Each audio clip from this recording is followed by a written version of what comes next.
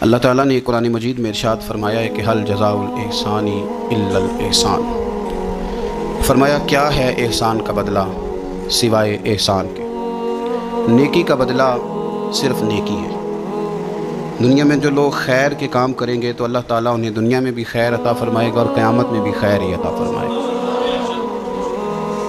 اور جو لوگ دنیا کے اندر شر کریں گے انہیں قیامت میں تو اس کی سزا ملے گی ہی، کچھ نظارے اس کے وہ دنیا میں بھی دیکھیں گے۔ ارشاد فرمایا دوسرے مقام پر کہ وَمَن يَعْمَلْ مِثْقَالَ ذَرَّةٍ خَيْرًا يَرَهُ، اگر کوئی ذرے کے برابر خیر کرے گا تو اسے دیکھے گا، اسے وہ دکھائی جائے گی، اور وَمَن يَعْمَلْ مِثْقَالَ ذَرَّةٍ شَرًّا يَرَهُ، اگر ایک ذرے کے برابر شر کرے گا تو اسے بھی دیکھے گا۔ دنیا کے اندر کچھ سزائیں اور کچھ ہمارے حالات کی خرابی کا سبب ہمارے اعمال ہوتے ہیں۔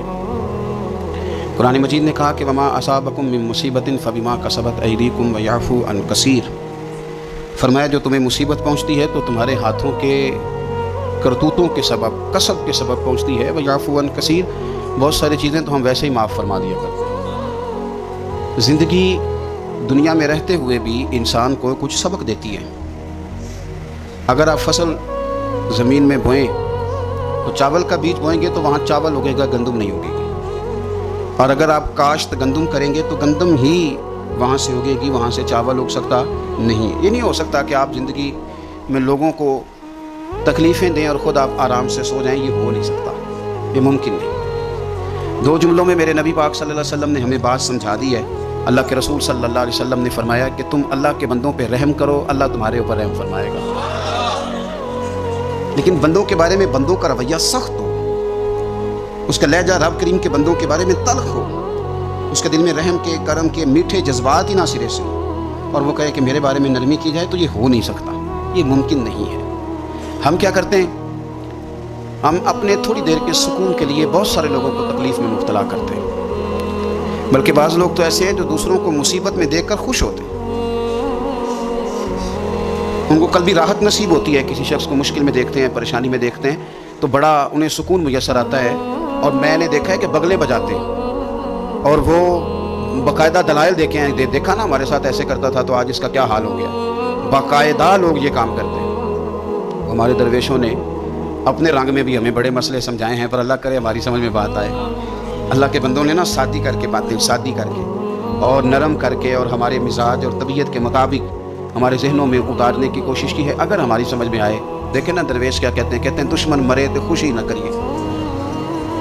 دلیل کیا ہے کہ سجنا بھی تو مر جانا ہے نا، یہاں تو یہ کہے نا کہ دشمن مر گیا تو دوست نہیں مرے گا، تو کس طرح سادہ کر کے اور عام فہم کر کے اور ذہن کے قریب جا کے بات سمجھاتے ہیں۔ کہتے ہیں کس بات کا چاؤ کر رہے تو دشمن مرے خوشی نہ کریے، وہ پائیا سجنا بھی مر جانا ہے، دیگر تے دن آیا محمد اوڑک نو ڈوب جانا ہے۔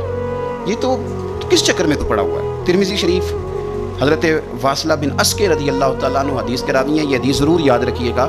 میرے نبی پاک صلی اللہ تعالیٰ علیہ وسلم نے فرمایا اپنے بھائی کو مصیبت میں دیکھ کے خوشی کا اظہار نہ کرو، اسے تکلیف میں دیکھ کر کبھی خوشی کا اظہار نہ کرو، ورنہ حضور فرماتے ہیں اللہ اس پر رحم کر دے گا اور تمہیں اس مصیبت میں مبتلا کر دے گا۔ کبھی بھی دشمن مرے تو کدے خوشی نہ کریے، کیونکہ سجنا بھی تو مر جانا ہے۔ کبھی اپنے بھائی کو مصیبت میں دیکھ کر، آپ یقین کریں کہ میں نے دیکھا ہے کہ بھابھی کا خاندان کسی تکلیف میں آ گیا ہے تو وہ بجائے اس کے کہ ان کے لیے دعا ہوتی ہے، لیکن شریکہ چل رہا ہے نا، تو تبصرے ہوتے ہیں کہ میں نے تو پہلے ہی کہا تھا یہ لوگ ٹھیک نہیں۔ یہ بامروت، با اخلاق اور وفادار لوگوں کا یہ رویہ ہی نہیں ہوتا۔ وہ تو گہرا دشمن بھی ہو، گہرا، اس کے بارے میں بھی دیکھیں نا میرے نبی پاک صلی اللہ تعالیٰ علیہ وآلہ وسلم کافروں اور منافقوں پر نرم دل نہیں تھے، ان کے بارے میں بھی حضور دعائیں کرتے تھے کہ اللہ انہیں خیر کی توفیق عطا فرما۔ تو کبھی بھی کسی کے بارے میں اس طرح کا رویہ اختیار نہ کرے، ورنہ وقت دور نہیں کہ جب آپ اسی طرح کا ہمارا معاملہ عیب تلاش کرنے کا ہے۔ میں کس طرح کھول کے آپ کو یہ بات عرض کروں کہ لوگوں کا دل کرتا ہے کہ ہمیں خوبیاں نہیں کمیوں کا بھی پتہ چلے، ٹٹولتے ہیں کہ وہاں نہیں جاتا، جاتا تھا تو اب کیوں نہیں جاتا، اور اگر جاتا ہے تو پھر کوئی کہانی سنا، کوئی بات چھیڑ۔ یہ ہمارا مزاج ہے، ہم چاہتے ہیں، میرے رب نے ہمیں محدود بنایا ہے، ہم لامحدود کیوں ہوتے ہیں؟ اللہ نے ہمارے اوپر رحم فرمایا ہے کہ ہمیں دیوار کے پیچھے نظر نہیں آتا، یہ اس نے کرم فرمایا۔ اگر ہمیں نظر آتا ہوتا تو کتنے پردے کھل جاتے، اور بہت ساری چیزیں جو پردوں میں رہنی چاہیے تھیں وہ پردوں میں ना रहती है। उसने करम फरमाया है कि हमें दीवार के पीछे नहीं सुनता, इसको करम समझो, पर्दे न खोलो। अगर हमें ये खबर होती कि सामने क्या है तो बहुत सारे हमारे मामलात खराब हो जाते। उसका शुक्र है, उसका करम है। यही बेहतर है कि पर्दों में वो पर्दा पोश रहे, और वो अगर पर्दे उठा दे तो किसे होश रहे। मेहरबानी करें, आप जो अल्लाह ताला ने हमें महदूद बनाया तो ला महदूद होने की कोशिश क्यों करते हो? जहां उसने रखा है वहीं रहने को अपने लिए बेहतर जानो, वहीं, वरना हालात खराब हो जाएंगे। मेरे नबी पाक सल्लल्लाहु अलैहि वसल्लम ने फरमाया, मुस्नद अहमद में मौजूद है, हुजूर फरमाते हैं लोगों की जासूसी ना करना, उनके ऐब ना टटोलना। बस हुजूर ने कह दिया तो कह दिया, नहीं टटोलने तो सोनिया तेरे गुलाम है। सवाल ही नहीं पैदा होता कि हम कभी ये काम करें। हुजूर ने फरमाया किसी के ऐब ना टटोलना। अगर तुमने किसी के ऐब टटोल के उसे रुसवा करने की कोशिश की तो फरमाया तुम अगर 7 पर्दों के अंदर भी बैठे हुए तो वहां भी अल्लाह तुम्हें रुसवा कर देगा। ये ना समझना कि मैं छुप गया हूं तो बच जाऊंगा, अल्लाह तुम्हें वहां भी रुसवा। तो कुछ जुर्मों की दुनिया में हम देखते हैं और उसका सादा तर्जमा ये है कि जैसा करोगे फिर वैसा भरोगे, ये होता है, आप इससे बच नहीं सकते।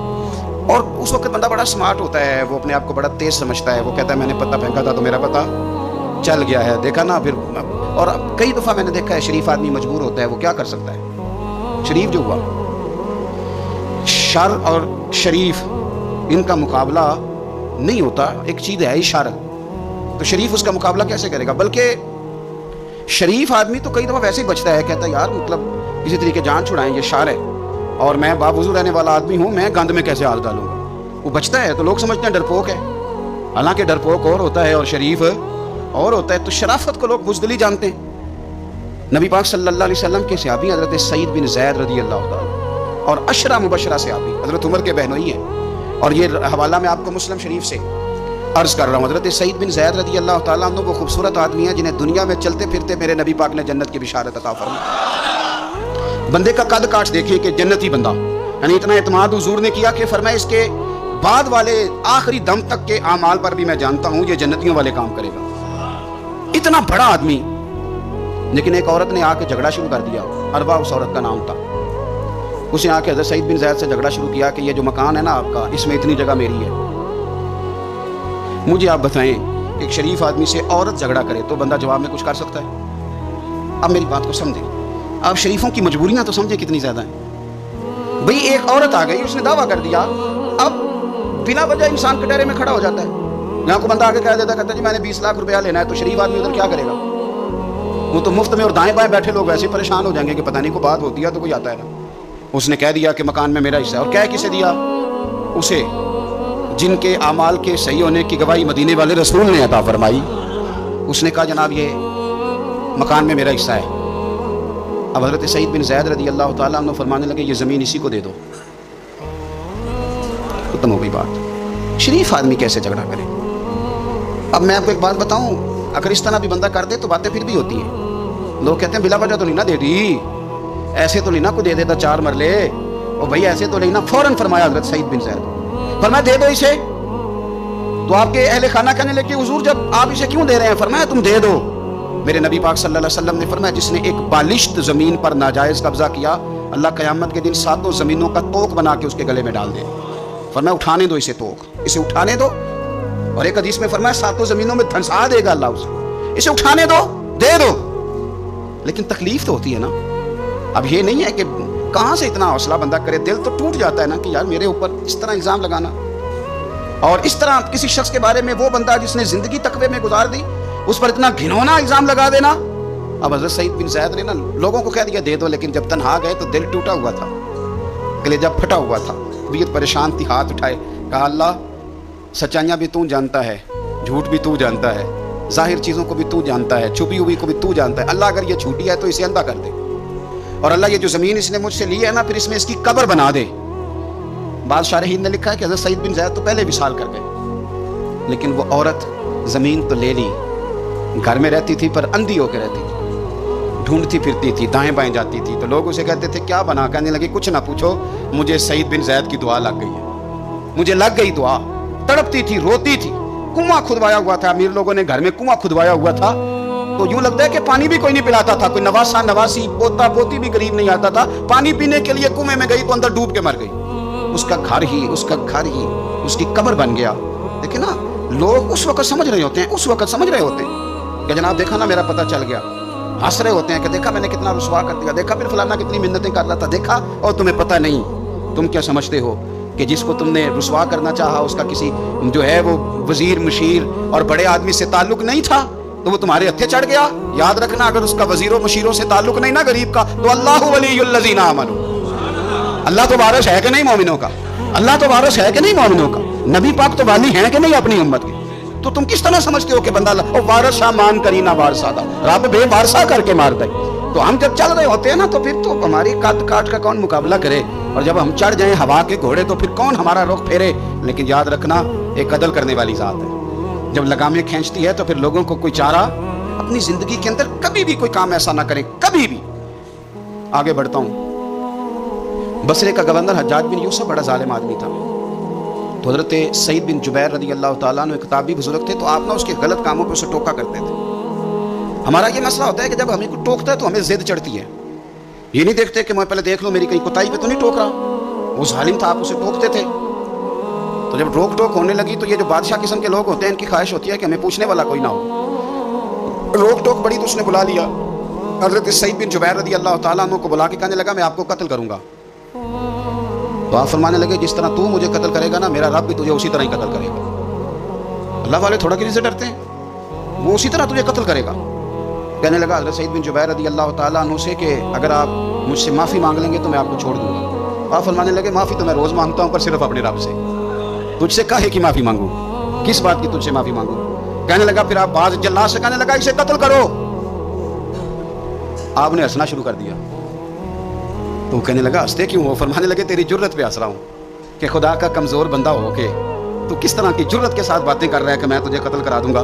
اس نے کہا پکڑو, اور غصے میں آ کے پکڑو اور انہیں قتل کرو. جب قتل کرنے لگے تو آپ نے منہ کعبے کی طرف کر لیا اور پڑھا انی وجہت وجہی للذی فطر السماوات والارض حنیفا وما انا من المشرکین. کعبے کی طرف منہ کر کے یہ دعا پڑھی تو کہنے لگا اچھا اس کا رخ پھیر دو کعبے سے. تو آپ کا جب رخ پھیرا تو آپ فرمانے لگے تو بڑا ہی بیوقوف ہے, فَإِنَّمَا تُوَلُّوا فَثَمَّ وَجْهُ اللَّهِ, تمہیں پتہ نہیں منہ جدھر بھی کرے اللہ ادھر ہی ہوتا ہے. تو بڑا بیوقوف ہے, تو کعبے سے رخ پھیر کے سمجھتا ہے کہ اللہ کوئی معاذ اللہ مقید ہے, ادھر رب تو ہر طرف ہے, جلوہ تیری ذات کا کو بکو ہے, میں جدھر دیکھتا ہوں ادھر تو ہی تو ہے, جدھر دیکھتا ہوں ادھر.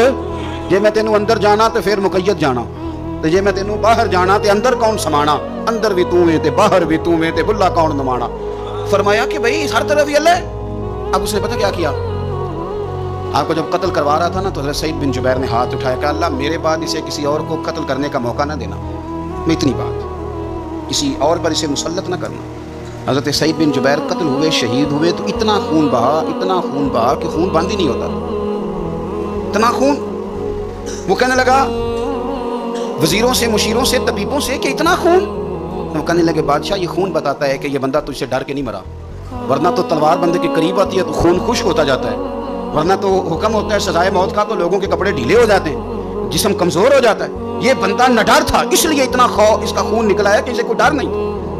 حضرت سعید بن جبیر کو قتل کرنے کے بعد نا حجاج بن یوسف 15 دن زندہ رہا ہے, صرف 15 دن. کینسر ہو گیا پیٹ میں, اتنی تکلیف ہوئی کہ جس بیماری کو آج آپ کینسر کہتے ہیں کہ کسی کی سمجھ میں نہیں آتا تھا. طبیب گوشت کی بوٹی ڈالتا تھا دھاگے کے ساتھ پیٹ میں, تو باہر آتی تھی تو وہ گل سڑ کے باہر نکلتی تھی. اس کے اپنے بھی اس کے کمرے میں نہیں جاتے تھے. او یارو, ظلم کرتے ہوئے لوگ سوچتے نہیں کہ اس کا حساب کتنا بھیانک ہوگا. رات کو چیخ مار کے اٹھتا, گھر والے کہتے تجھے کیا ہوا, کہ وہ کہتا تھا جب بھی میں سوتا ہوں تو سعید بن جبیر میری خواب میں آتے اور میری ٹانگ پکڑ کے گھسیٹتے ہیں تو میری آنکھیں کھل جاتی ہیں. یہ جو بددعائیں ہیں یہ تمہارے بستر تک تمہارا پیچھا کرتی ہیں, یہ نیندوں میں سوراخ کر دیتی. لوگ کہتے ہیں پتہ نہیں کیا بات ہے سویا نہیں جاتا, تو میں کہتا ہوں پتہ کر لو, شاید کو بات نکل ہی آئے. پتہ کر لو, دیکھ لو, غور کر لو, توجہ کر لو, شاید کو بات نکل آئے. اگر نکل آئے نا تو پھر توبہ کر لو, اور اگر نکل آئے تو پھر معافی مانگ لو, اگر نکل آئے تو پھر اللہ سے ڈر جاؤ, اگر نکل آئے تو پھر احتیاط کر جاؤ. لیکن باتیں نکلنے پر بھی ہم ماننے کو تیار.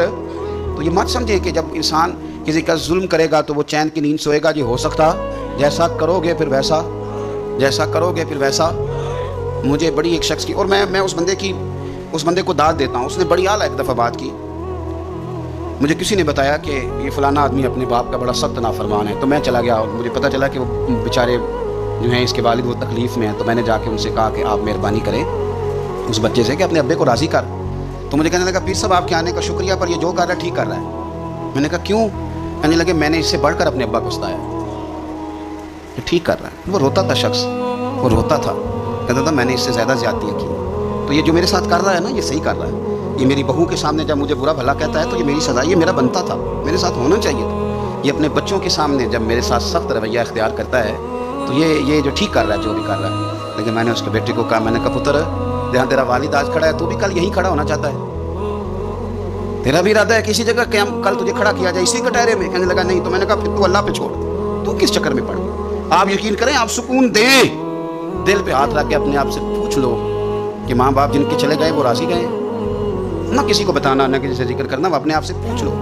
اگر وہ راضی نہیں گئے تو پھر قبروں پہ جاؤ, پھر ان کے لیے دعائے مغفرت کرو, پھر قبر پہ ہی بیٹھ جاؤ. میرا رب تو وہاں بھی تمہاری صلح کرانے کو تیار ہے, وہاں بھی کرم کر دے گا. اور جن کے موجود ہیں وہ تھوڑی غور کر لیں, وہ ایک دفعہ پلٹ آئیں, واپس آ جائیں. آپ جب کسی سے پیار کر رہے ہوتے ہیں بوڑھے سے, تو آپ اپنا بڑھاپا محفوظ کر رہے ہوتے ہیں. جب آپ قدر کر رہے ہوتے ہیں تو آپ اپنی قدر کے لیے آنے والا اپنا مستقبل محفوظ کر رہے ہوتے ہیں. اپنی زندگی کے لب و لہجوں پہ, اٹھنے بیٹھنے پہ غور کرو. میں بڑی ذمہ داری سے کہتا ہوں, ادھر دیکھنا میری طرف. بیٹیاں بڑی پیاری ہوتی ہیں,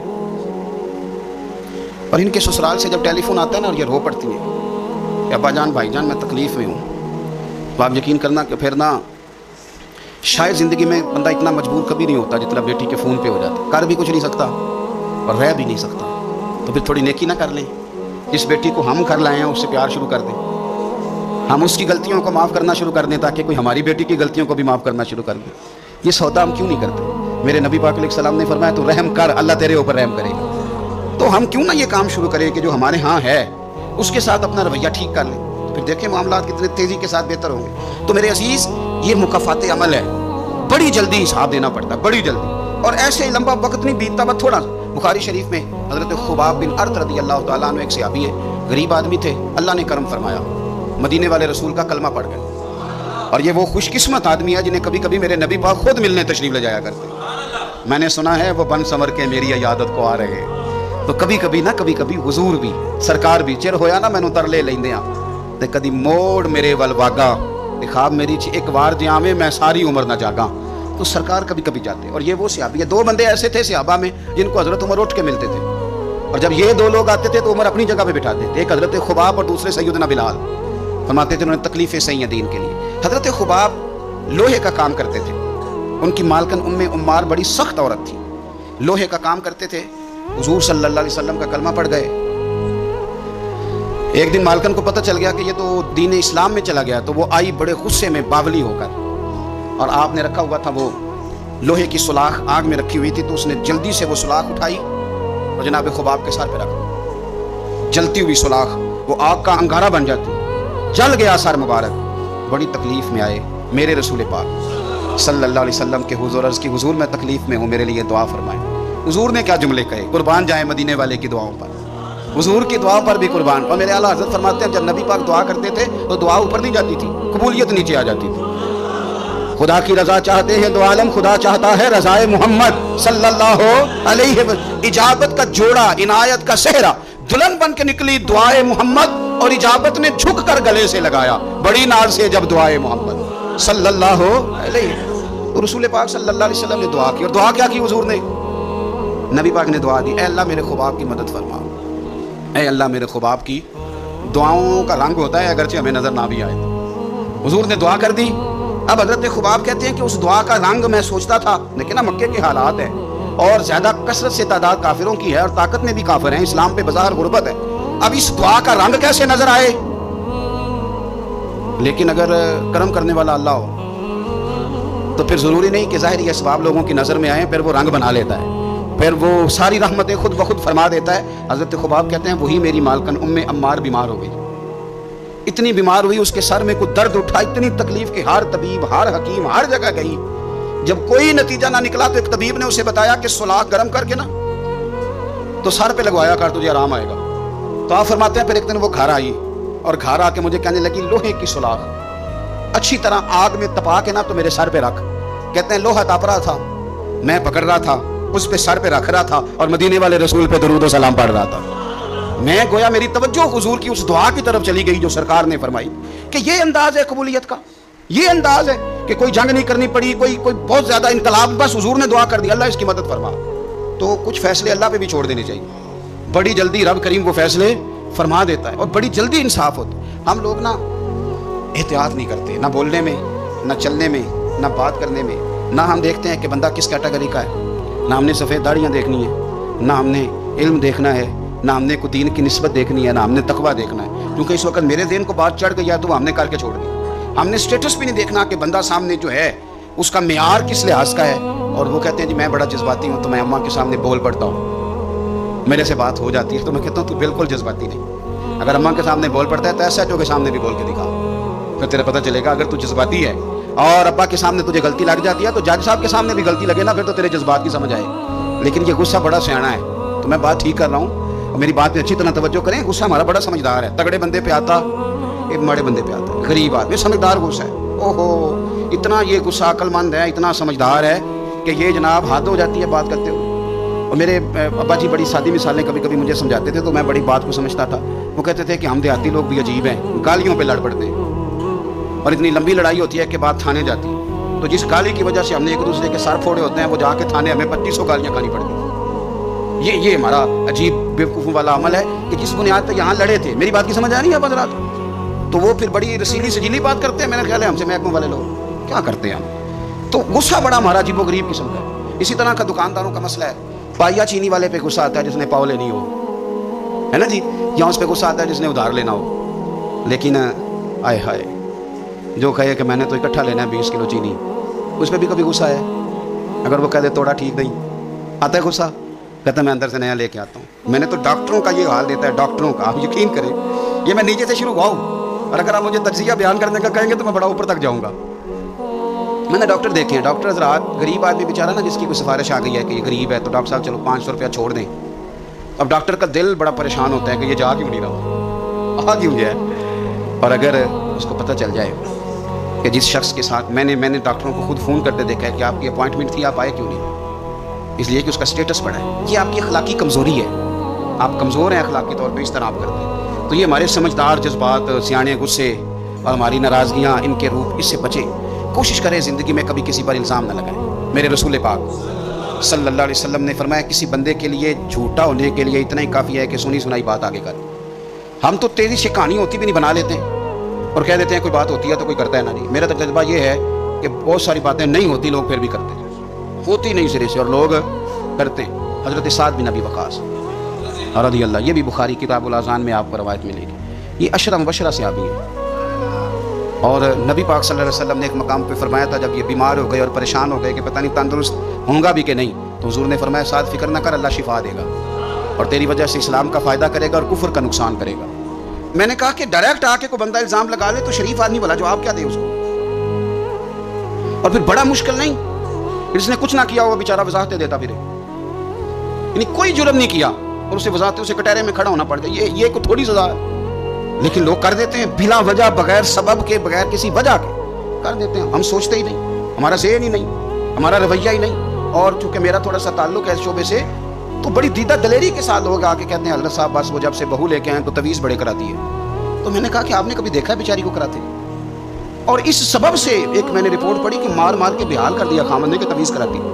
پہلی تو بات یہ ہے کہ تویز، آپ نے یہ کیسے سمجھ لیا کہ تویز اتنی جلدی اثر کر دیتا ہے؟ جادو کے اثرات کا انکار نہیں ہے، پر کیا آپ نے وہ حدیث نہیں پڑھی کہ سورۃ بقرہ پڑھیں تو جن بھی دوڑ جاتا ہے، شیطان بھی دوڑ جاتا ہے؟ کیا وہ ہمارے لیے کافی نہیں کہ سورۃ فلق اور ناس پڑھ کے سو جاؤ تو جادو اثر نہیں کرتا؟ ہمارے لیے کافی نہیں؟ ہم کیوں اتنے زیادہ کمزور نظریات کے مالک ہو گئے کہ شک کی بنیاد پر پیٹ دیا بہت زیادہ کہ تویز کراتی ہے؟ یہ اتنی کمزوری مسلمان کے نظریے میں کیسے آپ؟ لیکن اب الزام اس طرح کے لگایا جائے جن کا کوئی وجود ہی نہ ہو، کوئی وجود ہی نہ ہو. وہ جی یہ اسی طرح کے الزام بیٹی لگاتی ہے، وہ کہتی ہے کہ اس کو نا اس کے ماں باپ سکھاتے ہیں، پڑھاتے ہیں. تو میں نے کہا کبھی تم نے سنا ہے پڑھاتے ہوئے؟ کہتی نہیں، وہ بیٹھا تو ہوتا ہے نا رات کو جا.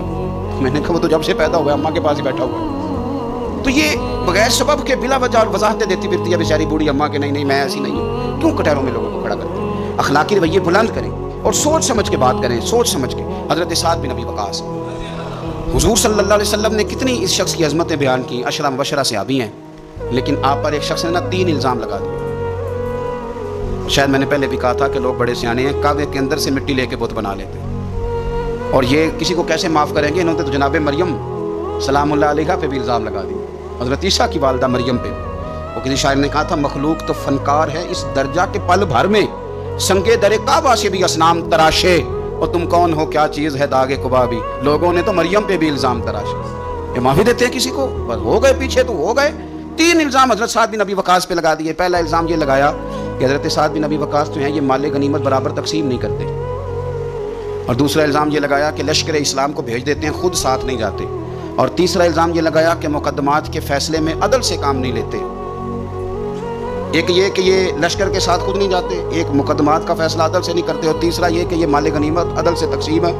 हज़रत साद बिन नबी वकास को बड़ी तकलीफ़ हुई, हाथ उठाए, कहा अल्लाह अगर ये झूठा है ना तो इसकी उम्र लंबी कर दे, इसके फ़क्र में इजाफा कर दे, इसे फितनों में मुब्तला कर दे। दुआ कर दी, बात ख़त्म हो गई। हज़रत सैयदना अब्दुल मलक बिन उमैर ताबी बुजुर्ग हैं रज़ी अल्लाह ताला अन्हु, फरमाते हैं मैंने उस बूढ़े को देखा जिसके लिए हज़रत साद बिन नबी वकास ने दुआएं की थी। उसने 3 इल्ज़ाम लगाए तो आपने जवाब में 3 दुआएं दी।